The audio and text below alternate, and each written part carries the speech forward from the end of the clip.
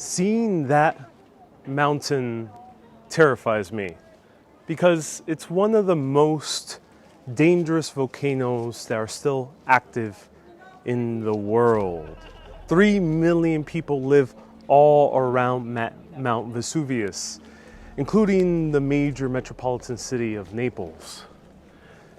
However, I hope history doesn't repeat itself, because back in 79 AD, a huge rumble was heard on this very city. This is not Naples. This is Pompeii. I'm Ariel with Urbanist, and let's walk around Pompeii and learn what happened on that day of August 24th, 79 AD.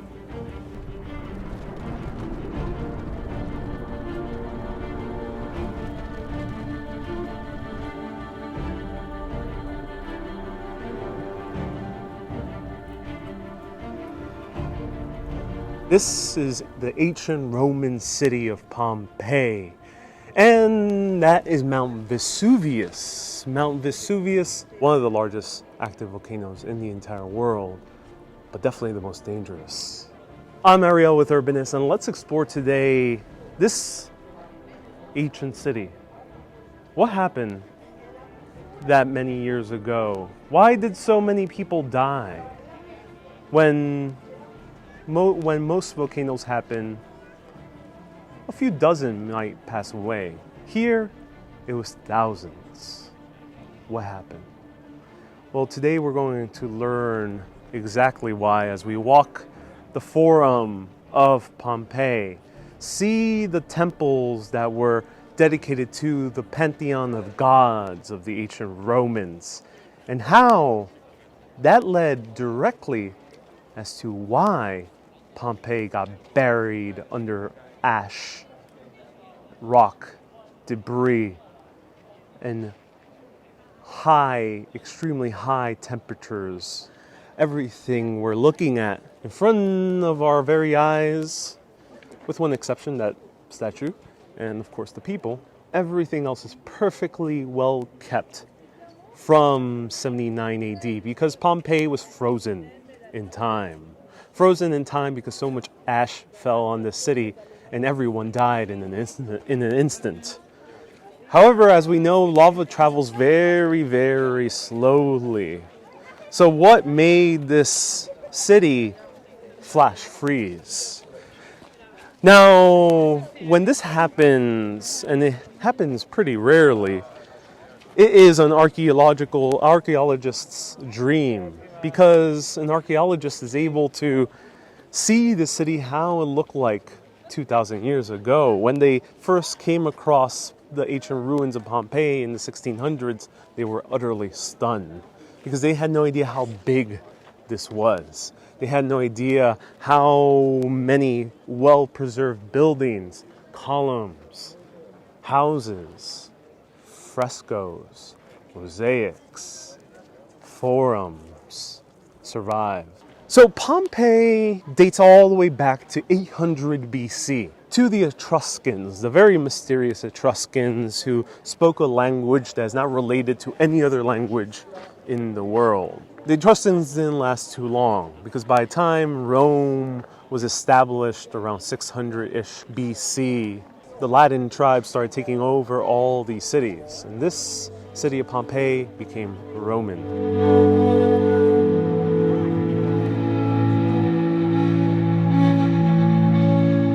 And I think it's perfect timing that there's a cloud lingering above Mount Vesuvius. Mount Vesuvius doesn't get too much rain, too much cloud coverage, because this is a pretty dry mountain. This is a pretty dry area of Italy. But imagine that cloud bursting 2 miles into the air. So here is one of the streets of ancient Pompeii, and what we're looking at was a city that actual people lived in. It is estimated anywhere from 30,000 to 80,000 people lived in Pompeii and the surrounding areas.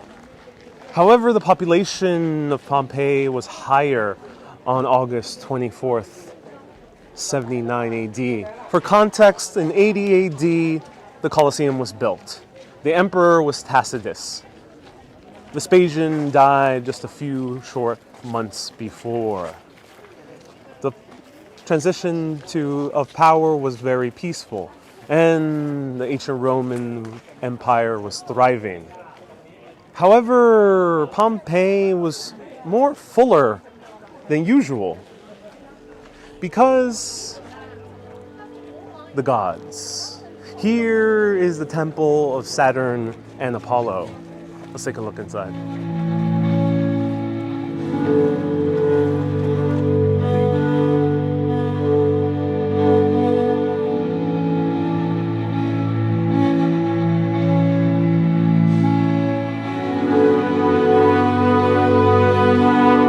On August 23rd, the day before we know what happens, it was Volcanalia. And Volcanalia was a huge festival dedicated to the god Vulcan. But who was Vulcan? Well, Vulcan was the son of Jupiter and Juno. Jupiter and Juno expected to have a son that was very, very handsome. However, when Vulcan was born and he was in the arms of Juno, she was terrified. She found the son utterly disgusting. I don't know why a mother would think that. However, they're gods. They're beyond human. They have their own unique way of living. So Juno, on the agreement with Jupiter, went over to one of the cliff sides, and Juno chucked Vulcan off into the sea. She thought she killed Vulcan for good. This ugly child she gave birth to, a disgrace for this beautiful race of gods. However, Vulcan fell down into the sea and was captured by a sea nymph. And this sea nymph by the name of Lysteria, she ended up adopting Vulcan and taking care of him. And she would constantly take Vulcan out up into the coast.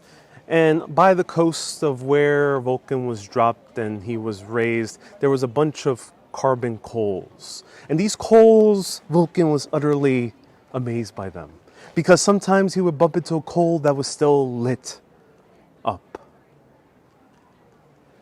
Vulcan started collecting all these little coals, going back down to his underwater house, underwater realm, and started seeing what he can do with them. And the little teenage Vulcan started making necklaces and jewelry and chairs and a bunch of other things. Started forging. Every single day and night, he was utterly obsessed with it. He was in utter awe of what he can do with a simple little coal, with rock, with steel, with iron. He made this beautiful necklace for the sea nymph. And the sea nymph was utterly in awe. She raised this little child. He grew up to be a very amazing blacksmith. So Vulcan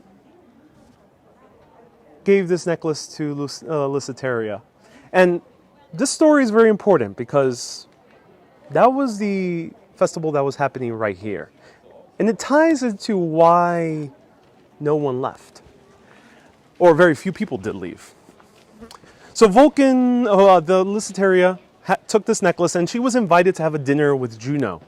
And as she was having dinner with Juno and the other gods, Juno asked, "Oh wow!" She was, her eyes glowed up, and she was like, "What is this? This beautiful necklace that you're using?"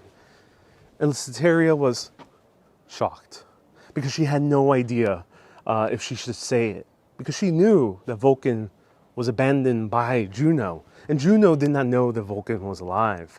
And because Lysteria froze, Juno knew something was up. She told him Vulcan was alive and he made this beautiful necklace. And Juno was in a rage. She demanded to see Vulcan again.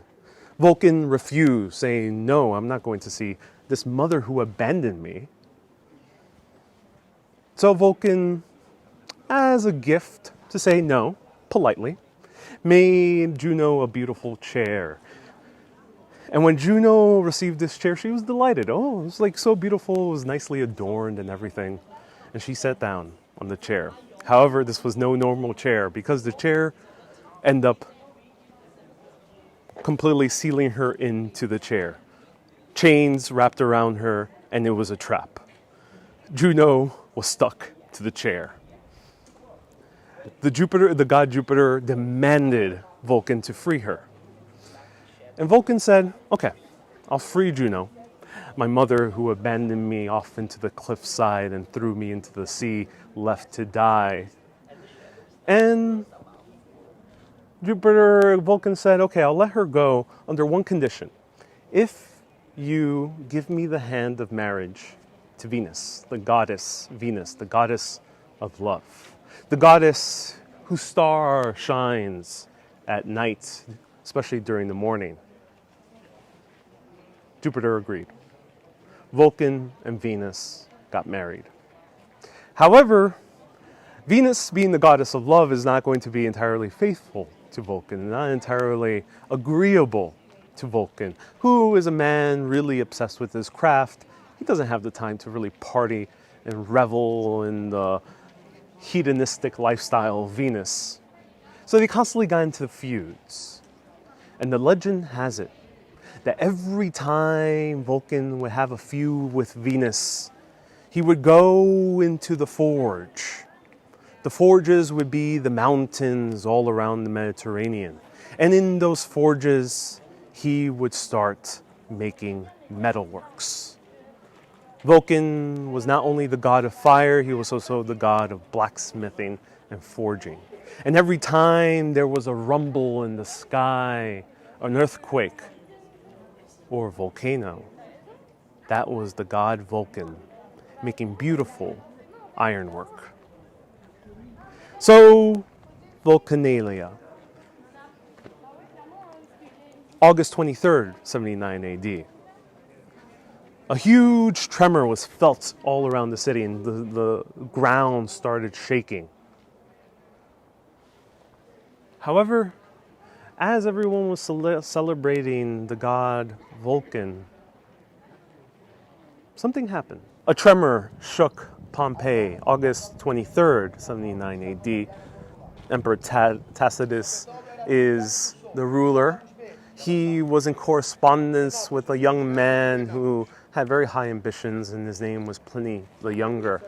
Pliny the Elder was with Pliny the Younger across the Bay of Naples, who wrote a massive encyclopedia of natural history. He was well known across the realm. They had a beautiful view of Pompeii. They weren't celebrating Vulcanalia because, they were doing their work.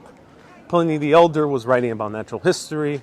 Pliny the Younger was contemplating how he will become consul of Rome, while writing to the Emperor Tacitus, who he really adored.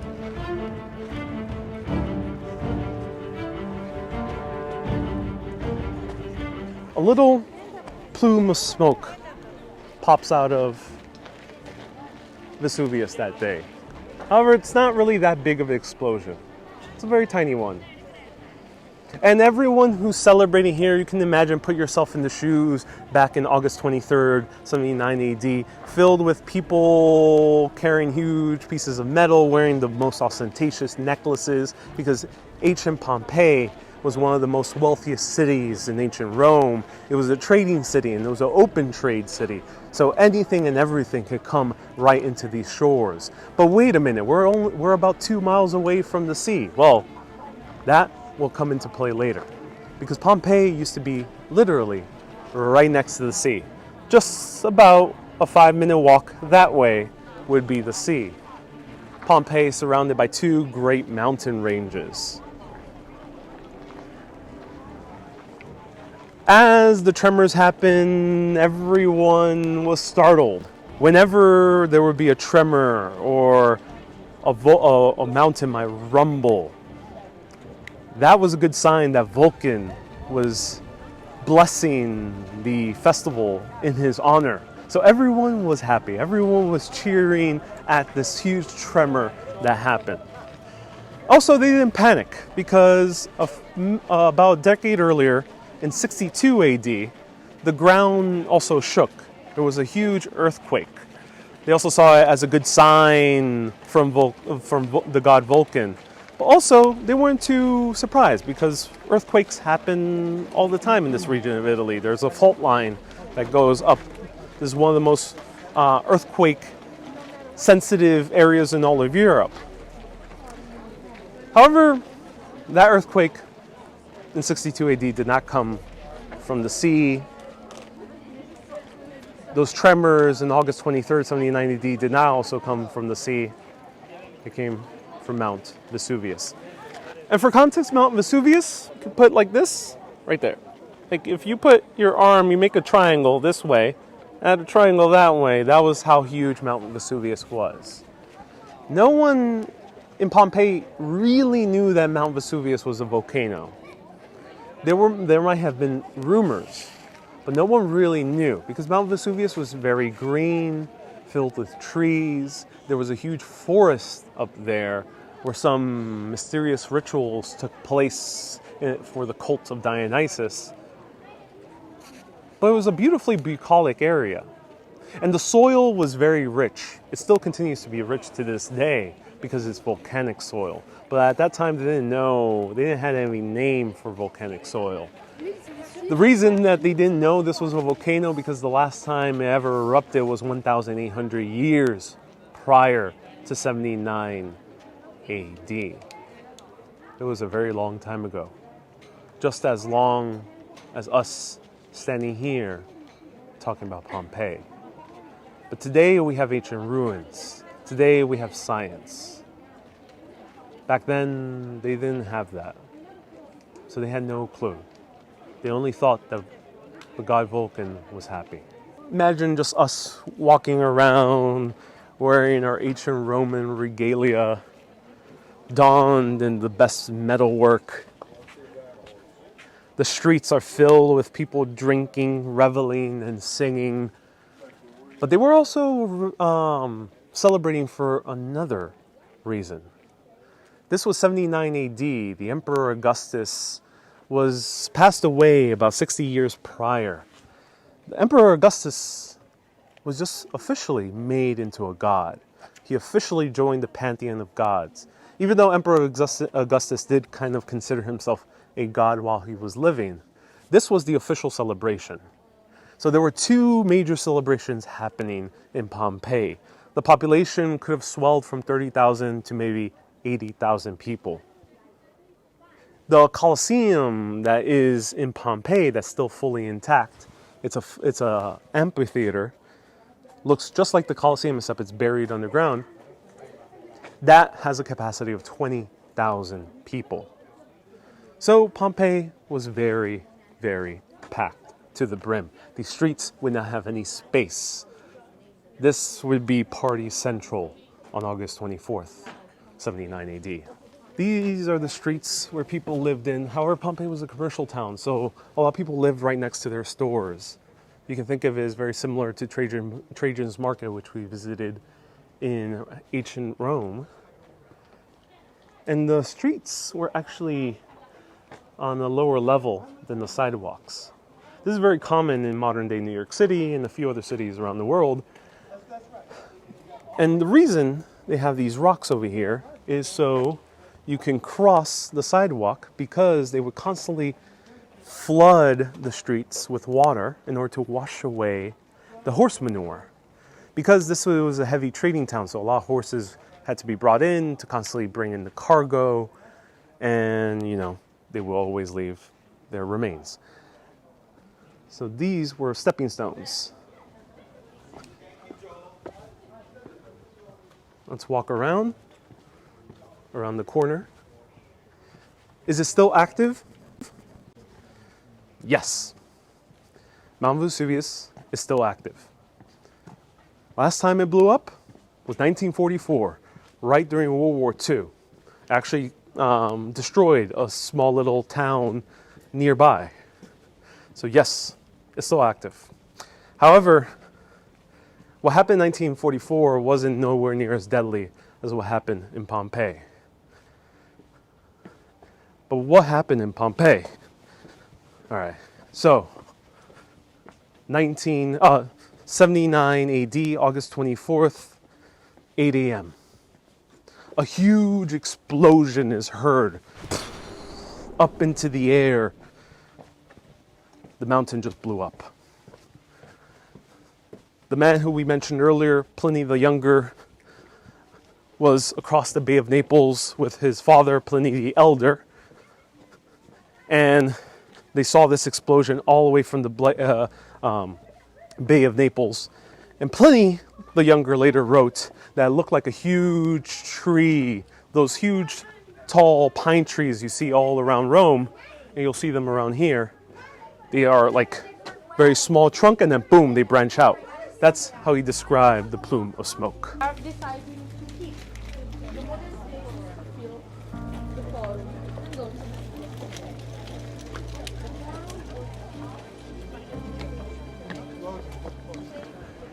A huge plume of smoke covers all of Mount Vesuvius.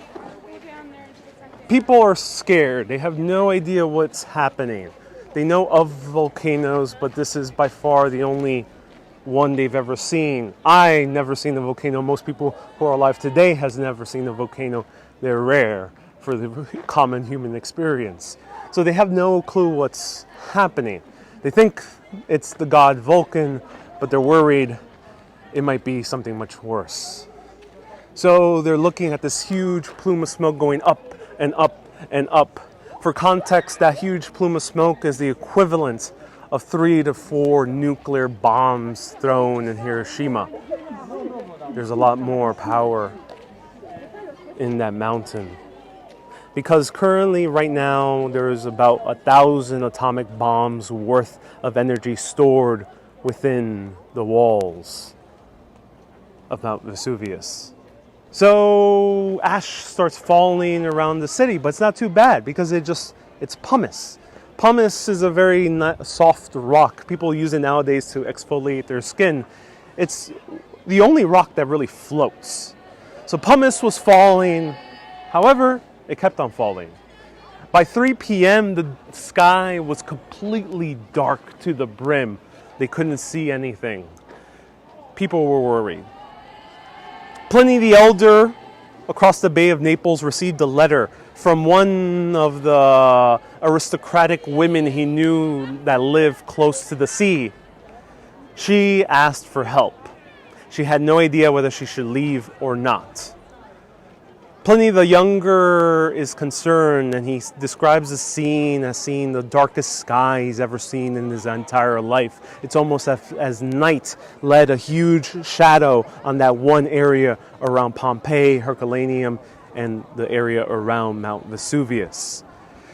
Pliny the Elder goes across the bay. He takes a ship with the Roman Navy. The Roman Navy were stationed there, and he was working with them. They were taking him around the Mediterranean as he studied natural history.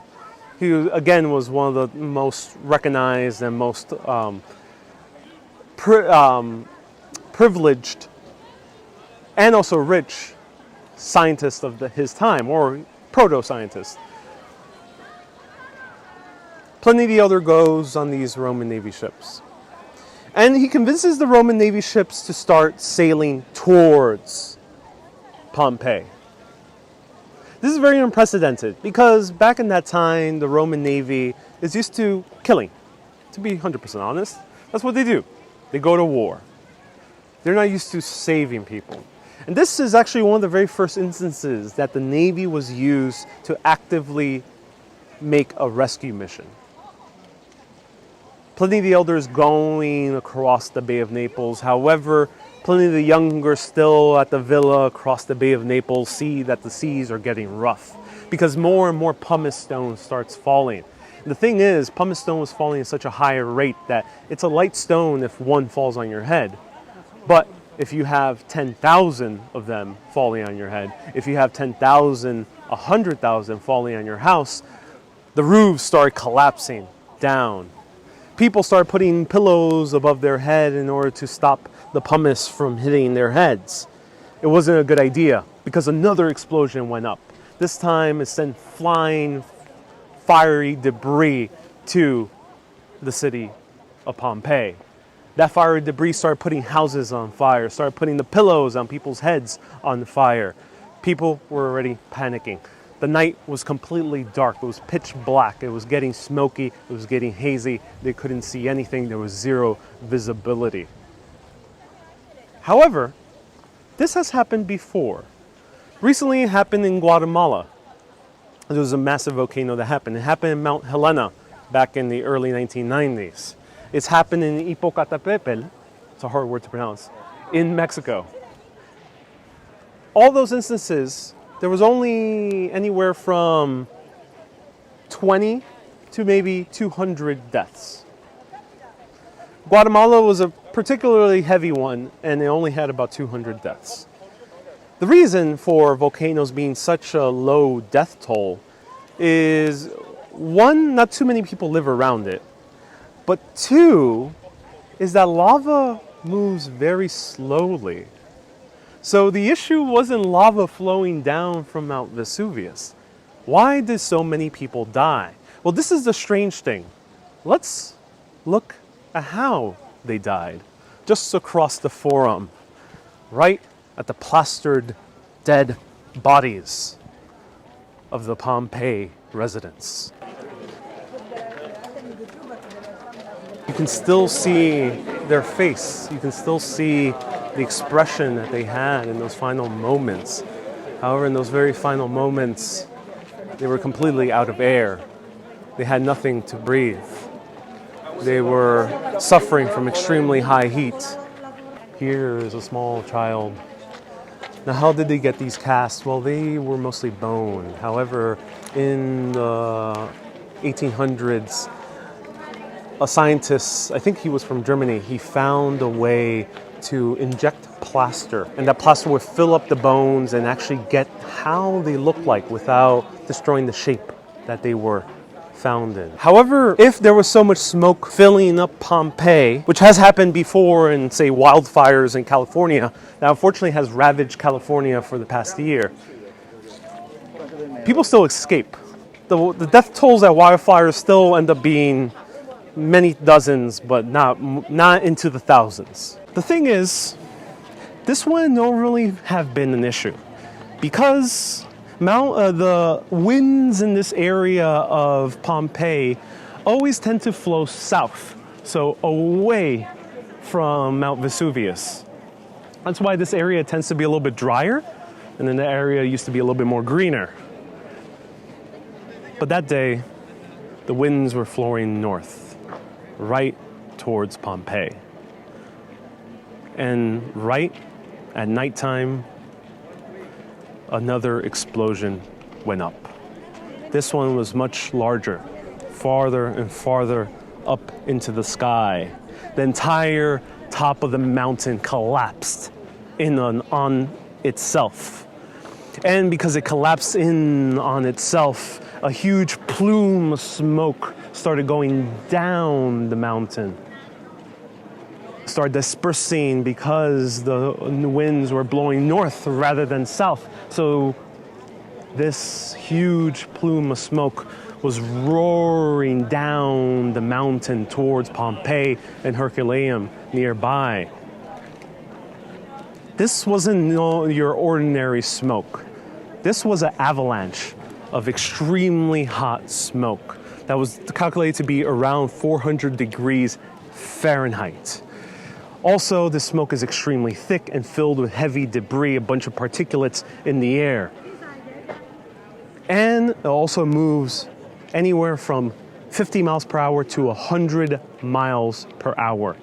That day, it might have been moving about 60 miles per hour, roaring down. Put yourself in the shoes of a Pompeian. 60 miles per hour is way faster than anything they see. There's no horse that moves that fast. And there's not really there's no vehicles or ships that move that fast. 60 miles per hour is extremely quickly. And that huge avalanche of smoke was coming right towards Pompeii. The thing is with that smoke, it's called a pyroclastic flow. And these types of volcanoes are rare. The last time it happened was in Guatemala a few decades ago, but that luckily wasn't in the path of people, of too many people. A few hundred died, but wasn't thousands.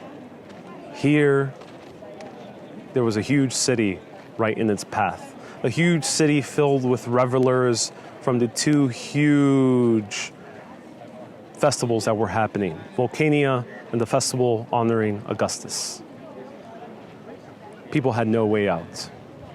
Pliny the Elder was towards the bay trying to get on shore, but as the pyroclastic flow went through the city of Pompeii, people completely lost all air. If you were right in the middle of the center of that flow, you would be burned alive as well. That's why you would be petrified. There would be no way you can move, and every single body that was found inching towards the ground. Their hands were clawed on the ground. And people were wondering why they were clawed to the ground. Were they trying to crawl away? No, they weren't. They were burnt alive. And that is a normal reaction whenever you have high heat. It's a normal convulsion. Pliny the Elder tried to get on shore to the city of Pompeii. It was too late. And the smoke didn't reach him, so he wasn't luckily burned alive. However, he suffocated. Pliny the Elder had very bad lungs, and Pliny the Younger said about that many years later. So Pliny the Elder collapsed on the bay, trying to come in with the Roman navy to save the people. He didn't manage to save anyone. The Roman navy maybe saved a few and went back. And sorry, there's a fly that's following me. I don't know why. And went back to the Bay of Naples, and they brought back the story of what happened to the elder, to the younger. And Pliny the Younger found out about the death of his father. And he ended up writing about it many decades later. One of the very few direct accounts of what happened to the city of Pompeii. People were baked to death. The city, frozen in time because of the extreme high heat and the massive amount of debris, buried Pompeii. Herculaneum was fully buried. Pompeii was buried maybe 75%. So there might have been a few ruins sticking out. And that's why today we have this site, super well preserved. However, in 1907, this exploded again. No pyroclastic flow, luckily. Second time, 1944, it exploded again, right during the end of the reign of Benito Mussolini, and right when World War II was at its highest peak. There was a Pliny eruption, what is called a huge plume of smoke, but luckily no massive pyroclastic flow.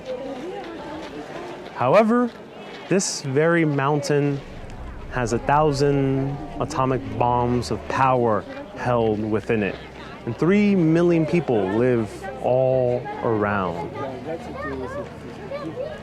To be honest, that terrifies the hell out of me, and when I would not live in this area. Why do people live in this area? Well, because the land is extremely fertile. Volcanic soil is excellent for making great tomatoes. That goes to show that no matter how strong we are as humans, with our utmost technology, there's no way we can compete with the huge force of nature. And it shows that huge force of nature can't only kill us, it could erase us, bury us to the point where we are forgotten in history. So when you look at history, don't think that maybe that is the full picture. We are very good scientists, right? And we're very good at excavating, but we don't know everything. There's way more to history that we haven't found out yet. Just like it took more than 1,600 years to find this site. who knows what else is lurking underneath the ground here in Europe and all across the world.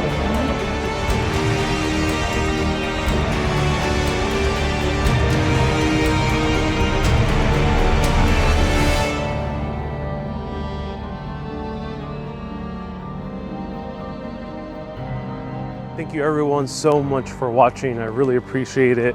And if you are a governmental official of Naples, I highly recommend to try to make up a evacuation plan. I think that might be the smartest thing to do. Let's not repeat history. Keep being awesome and always keep on exploring. Arrivederci everyone. Thank you so much for watching.